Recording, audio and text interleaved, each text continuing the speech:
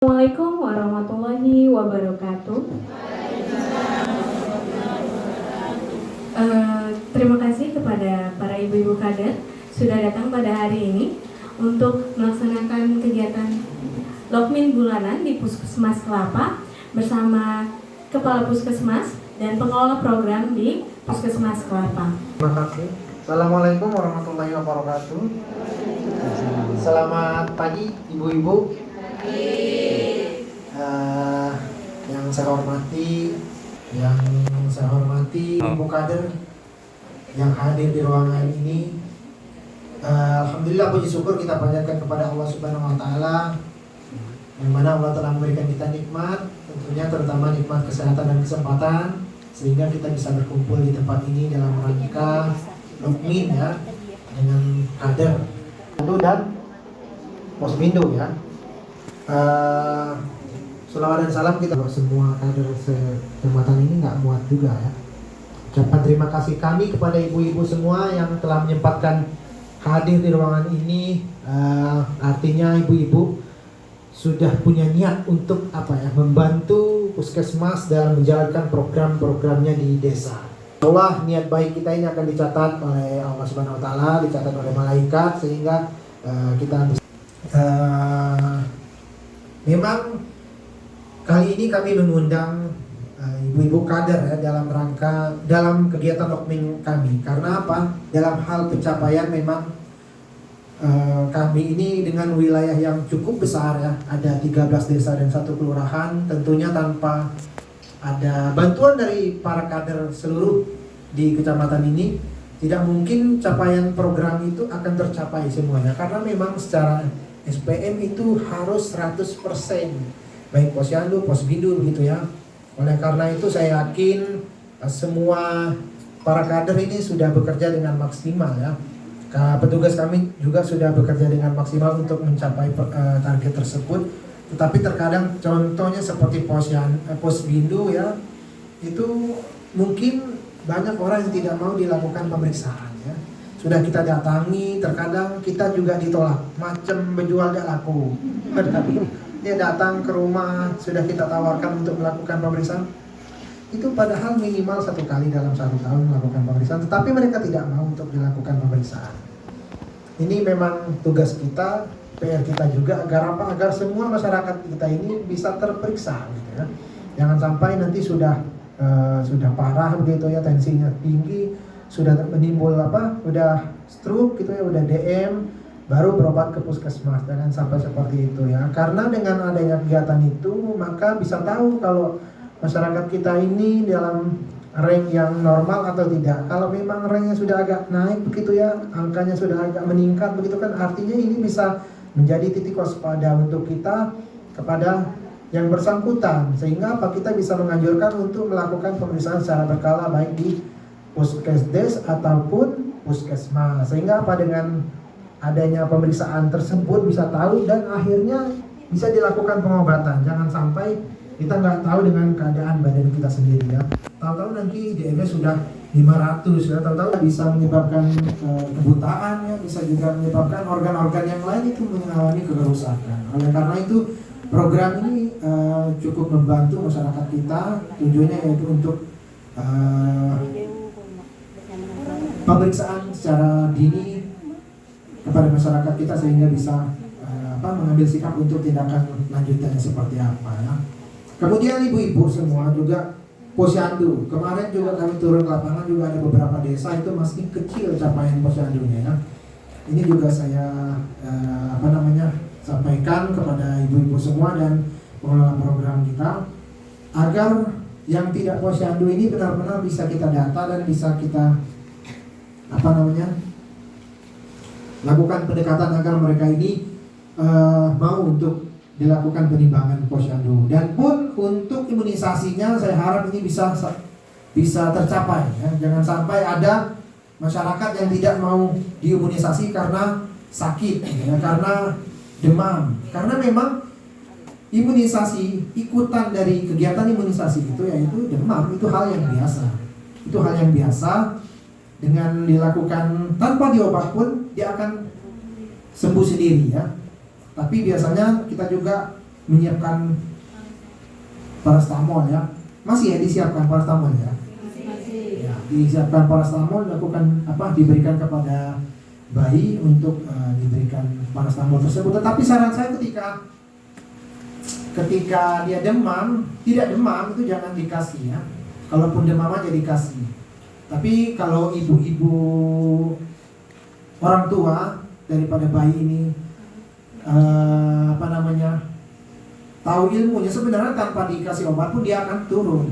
Kecuali memang infeksinya sudah sangat menyebar ke seluruh tubuh, itu memang harus dilakukan pengobatan. Karena ikutan dari imunisasi itu adalah demam, dan tidak semua bayi itu mengalami demam ketika imunisasi, tidak semua. Bahkan ada bayi itu yang dilakukan imunisasi dia tanpa efek apapun gitu. Memang sekarang ini kan imunisasi kan kiri kanan, beda dengan dulu ya. Beda dengan dulu cuman sebelah kiri doang, tetapi kan sekarang kiri kanan, mulai DPT 1 kan kiri kanan ya, BCG oke. Memang baru dengan kiri kan.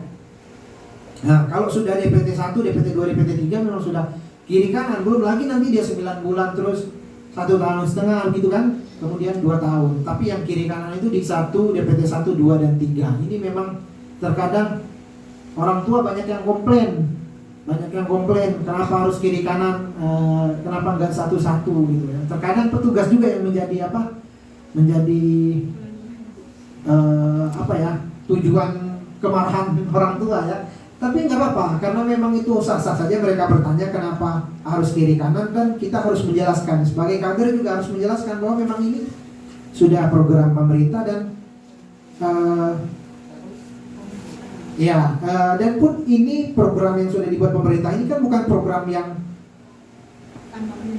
tanpa penelitian atau tanpa adanya semacam survei begitu ya. Artinya ini memang sudah pakarnya yang membuat di pusat sana, tidak semerta-merta harus kiri kanan. Kalau kita yang buat puskesmas yang buat nggak berani, nanti malah mati bayinya kan.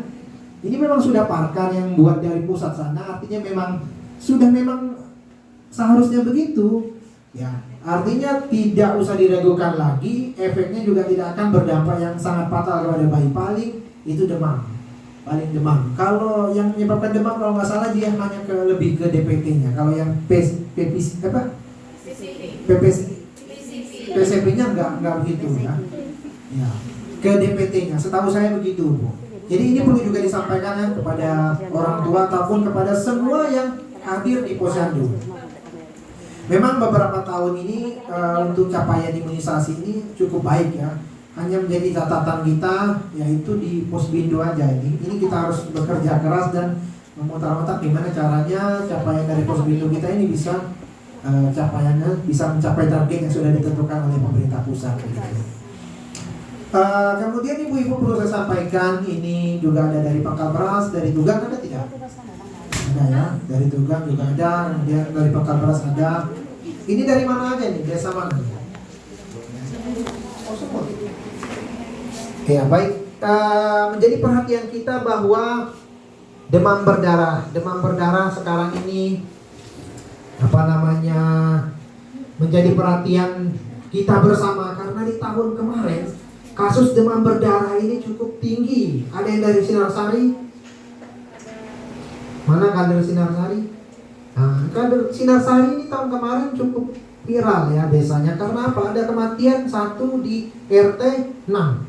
Begitu ya, RT 6, sampai kami lakukan fogging berkali-kali. Akhirnya itu bisa dikatakan foggingnya sudah dilakukan dari ujung kampung sampai ujung kampung juga begitu ya. Tapi setelah dilakukan fogging ternyata kasusnya tetap ada. Artinya apa? Bisa ditarik kesimpulan bahwa dengan dilakukan fogging itu tidak efektif dalam hal pemutusan rantai dari kasus demam berdarah ini.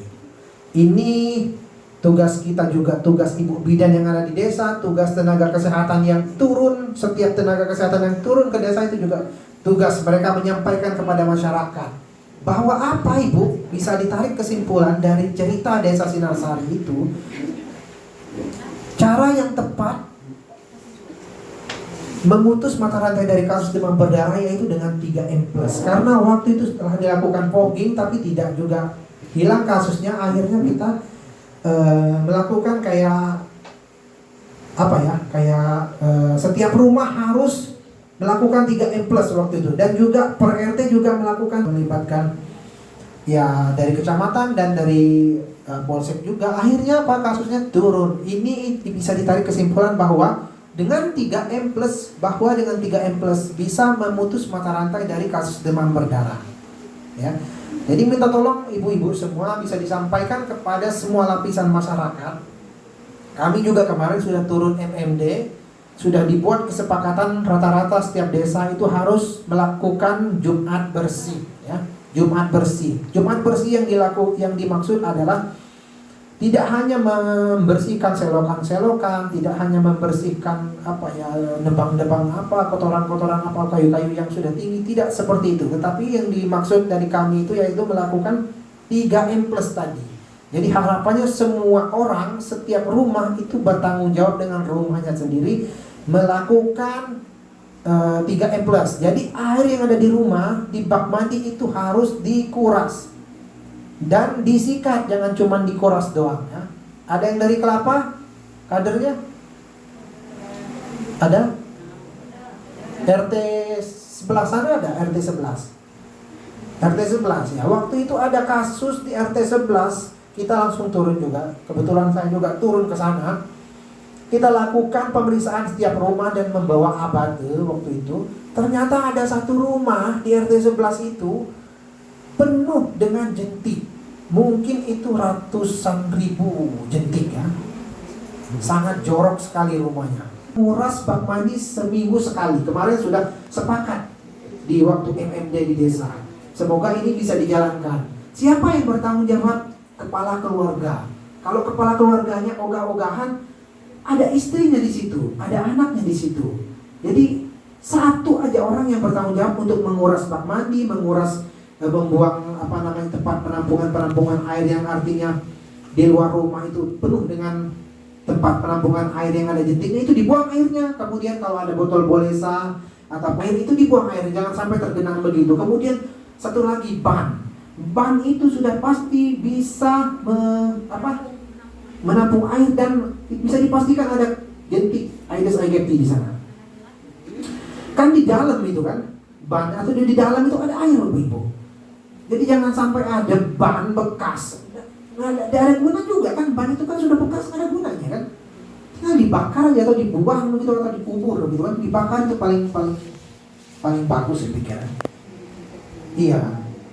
Jangan sampai digelotokkan di situ aja gitu ya. Itu bengkel juga banyak, itu akan kita himbau juga nanti. Jangan sampai di tahun 2023 kasus demam berdarah itu bisa lebih tinggi daripada yang kemarin. Saya harap tahun ini 2023 ini kalau bisa di bawah 10 lah kasusnya di Kecamatan Kelapa ini. Ini sampai hari ini baru 4. Harapan saya tidak naik lagi di bulan-bulan berikutnya. Per Maret itu ada 4 kasus. Itu ya ibu-ibu. Jadi mohon disampaikan kepada semua lapisan masyarakat agar mari kita melakukan 3M+ ya. Sekali kita kasih tahu mungkin nggak mempan, 2 kali kita kasih tahu mungkin nggak mempan, 3 kali kita kasih tahu mungkin nggak mempan, mungkin yang keempatnya, mungkin ibu-ibu juga saya sampaikan begini, pulang dari sini belum tentu nguras bak mandinya, ya kan? Ya kan? Belum tentu kan begitu. Tetapi nanti kalau sudah ada kasus, baru itu dikuras, Kalau ada kasus biasanya apa? Sibuk nyari petugas kesehatan, mintanya apa? Diasep, dipogging. Padahal itu racun, bahkan nyamuk yang dewasa itu tidak mati karena racun itu. Karena dia mungkin sudah kebal, mungkin virusnya sudah resisten. Jadi ini yang paling tepat itu dengan 3M+. Percayalah, kalau kita sudah melakukan 3M+, maka tidak akan ada yang namanya Aedes aegypti di rumah kita. Dan Aedes aegypti ini, ibu, ataupun demam berdarah ini, dia suka di tempat-tempat yang bersih, bukan ada selokan begitu, ataupun ada yang air tatung gitu ya. Itu ada jentiknya, itu bukan Aedes. Itu kan jorok kan kalau air tatung ataupun yang bersentuhan dengan tanah, intinya itu bukan Aedes ya. bukan jentik Aedes, mungkin jentik nyamuk yang lain ya, kita kurang tahu, nanti akan dilakukan penelitian oleh siapa lagi ya. Itu ya ibu-ibu, jadi bisa ya ibu-ibu yang mohon disampaikan kepada semua lapisan masyarakat kita ya. Jangan pernah bosan menyampaikan. Biasalah ya namanya, jangankan masyarakat, kita juga mungkin sekali dikasih tahu masih bantah, kedua kasih tahu mungkin baru ngikut gitu kan. Kemudian masalah stunting ini menjadi perhatian kita juga ya. Kebetulan ini ada pengelola gizinya, yang mana fokus stunting kita di tahun ini ada Pangkal Beras, kemudian Dwi, Desa Dendang, Kayu Warang, Tugang enggak ya? Tugang enggak. Padahal sebetulnya Tugang itu tinggi persentasinya. Ini yang saya protes waktu itu. Seharusnya saya lebih setuju fokusnya itu hanya 2 desa aja, Pangkal Beras dan Tugang. Tetapi lucu sekali. Kenapa? Di tahun ini Tugang itu kasusnya tinggi, yang persentasinya tinggi, tetapi dia tidak masuk lokus begitu ya. Ini dia masuknya tahun depan, sudah di apa ya, diprediksi. Pasti masuk tahun depan, jadi siap-siap. Tetapi dengan demikian kami tidak mengabaikan Tugang, karena memang fokus Tugang ini kan. Kemarin juga kita sudah turun ke 2 titik desa ini, yaitu Pangkal Beras dan Tugang. Terus kita Sapi Irang Putih, agar memang kita fokusnya di 2 desa ini, tapi tidak mengabaikan desa yang lain. Walaupun kami memilih 2 desa ini, bukan berarti desa yang lain kita abaikan. Ini juga menjadi perhatian kita bersama, karena memang tidak menutup kemungkinan kalau kita lalai, orang tuanya lalai, ini juga kasusnya juga bisa nambah di desa ibu-ibu semua, bisa menjadi stunting juga desa yang lain ya. Jadi jangan sampai ada penambahan desa-desa yang jadi lokus stunting. Memang di tahun ini Tui, Dendang, Kayu Warang, dan Pangkal Beras 4 doang. Di tahun depan itu sudah ditetapkan katanya 2 aja. Tugang dan Pangkal Beras saja kan? Ya sudah pasti. Saya juga bingung definisi operasional atau apa sih maksudnya itu. Gimana sih caranya mereka kabupaten itu bisa menetapkan seperti itu? Baik kepada masyarakatnya, jangan sampai lalai memberikan gizi kepada anaknya, jangan cuman bisa buatnya doang tapi meliharanya nggak bisa. Iya, bisa buatnya doang ya. Buatnya, bahkan buatnya ini kadang bisa menjadi penyumbang stunting juga. Jadi mungkin itu aja ibu-ibu pengantar dari saya. Seger didengar di saat bulan puasa ini juga. Intinya saya baik, yaitu untuk apa? Untuk jangan sampai desa kita ini menjadi desa yang stunting. Yang gak enak kan yaitu ibu-ibu kadernya, Pak Kadesnya, kemudian camatnya, nanti kalau sudah skup kecamatannya, begitu ya. Kalau kami hanya kami ini sebagai mediatornya aja ya, mediator. Kemudian kami juga sebagai petugas yang melakukan pemeriksaan gitu ya. Yang jelek itu namanya ya kita desa dan kecamatan gitu ya. Baiklah, terima kasih kepada Bapak Kepala Puskesmas, Bapak Hupasmi Fajri telah menyampaikan sedikit kata sambutan yang telah menyadarkan kita akan pentingnya hal-hal tentang kesehatan. Selanjutnya akan selanjutnya akan langsung dilanjutkan kepada program masing-masing untuk mengikuti kegiatan pada hari ini. Belum?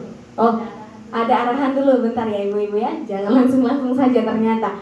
Oke, selanjutnya akan ada arahan dari Ibu Efrianti Sitorus selaku PJUKM di Puskesmas Kelapa. Kepada Ibu Efrianti, kami persilahkan. Ya, kader ini akan setiap bulan kami undang ikut rapat.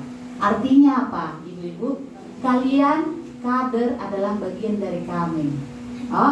Jadi kami sangat bergantung dengan ibu-ibu kader untuk membantu kesuksesan program kami di lapangan di bidang kesehatan.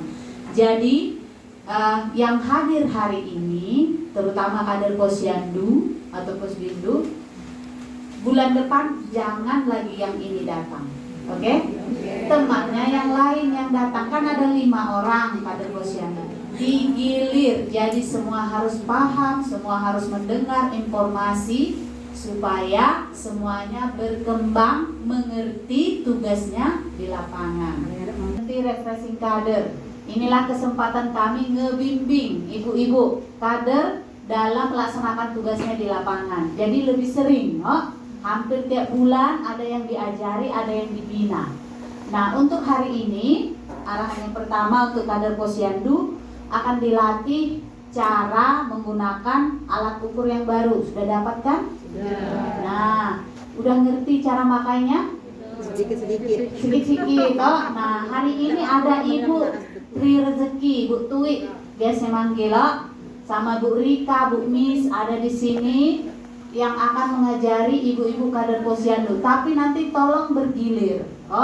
Dan mungkin sekali semua masuk ke ruangan kan? Mungkin per desa, karena di sini misalnya desa Dendang tuh ada 7 pos, berarti 7 orang. Yang desanya kecil-kecil misal hanya. Nah, nanti kader Posbindu ini kan bukan cuma buku yang digawe, benar tak? Ada aplikasi, lah bawa lo HP Android lah, nanti ini kan cuma berapa orang nih kader Posbindu? Udah banyak kan? 5. Kan? Yang pertama tuh tentang Perdes atau himbauan pelaksanaan Jumat bersih. Ya, jadi kita sebagai kader kami minta bantuannya, ya. Paling enggak ikat dengan RT itu pada saat hari Jumat sosialisasi ke warga tetangga, ya. Yuk kita bersih-bersih.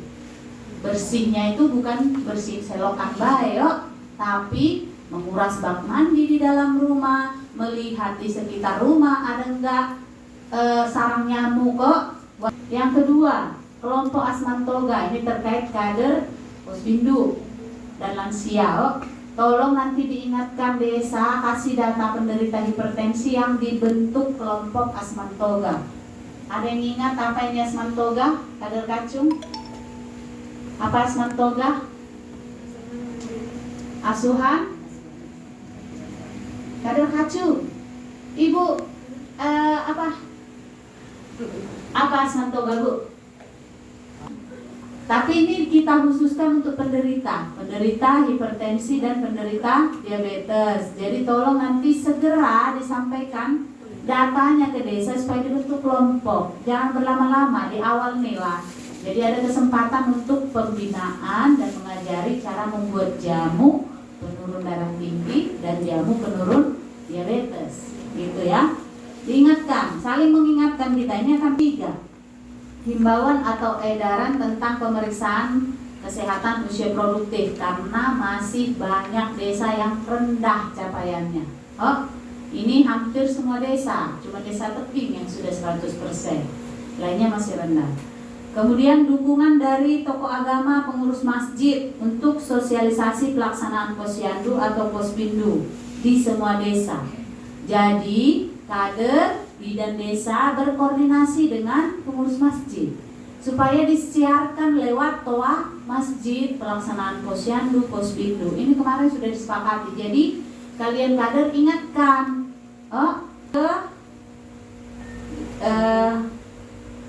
oh iya, satu lagi yang terkait dukungan dari pengurus untuk nomor 5, ruah atau sedekah kampung. Sepakat untuk menyiapkan menu makanan sehat kepada tamu-tamu yang diundang. Apa menu makanan sehatnya? Lauk, karbohidrat, buah dan sayur. Donor ya. Tolong kita ingatkan ke desa, terutama kader Posyandu nih terkait ibu hamil ya. Jadi 1 ibu hamil harus punya 4 pendonor ya. Nah, kader TB ini di beberapa desa banyak yang mengundurkan diri. Jadi kesepakatan kemarin bidan desa akan memilih ya. Kalau ada kasus di desanya, siap-siap siapapun yang ditunjuk harus ikhlas menjadi kader TB ya. Jangan nolak-nolak. Tunjuk harus bisa membantu ya. Lagian untuk kader TB ini kan kalau ngantar sampel dahak tuh dibayar dari puskesmas. Tentang IFATES dan Sadari ya. IFATES dan Sadari ini memang banyak yang belum paham warga. Dari hasil survei IKA lah.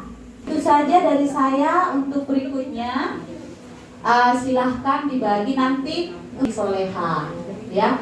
Kami akan cek. Kalau ada yang nggak ngerti atau belum paham cara membuatnya, jangan malu-malu bertanya. Langsung satu desa itu ada 7 posyandu, langsung satu kelompok. Yang kedua kelapa, seluruh posyandu kelapa langsung